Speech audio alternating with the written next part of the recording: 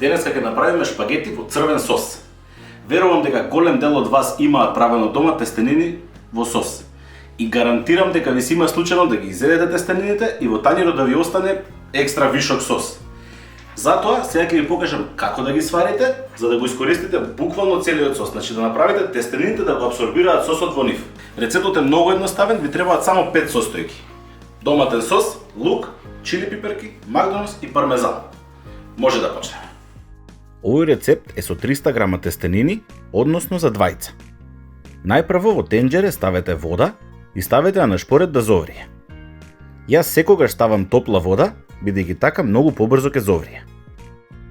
Потоа во тава ставете маслиново масло и уклучете на средна температура да се загрее. Исецкајте едно чешне лук и запржете го заедно со едно суво чили пиперче. Доколку сакате, чилито може да го изоставите.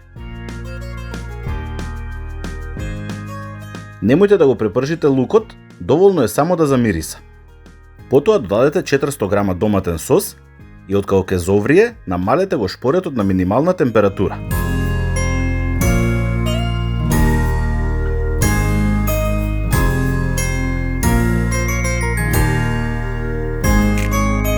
Еве што треба да направите за тестенините да го впијат целиот сос. Варете ги тестенините половина од времето кое го пишува на амбалажата. Односно, овие тестенини јас треба да ги варам 10 минути, но јас ќе ги варам само 5 минути во водата, а останатите 5 минути ќе се варат во сосот. Откако ќе помине половина од времето, префрлете ги тестенините во сосот и додадете 3 кутлачи од водата во која се вареа тестенините.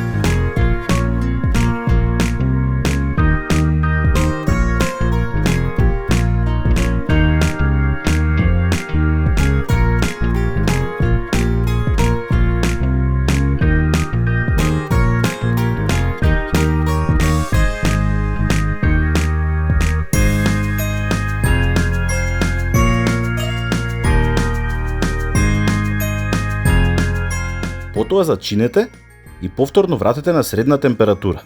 Додадете една рака исецкан макдонос и за 5 минути имате совршени тестенини во црвен сос.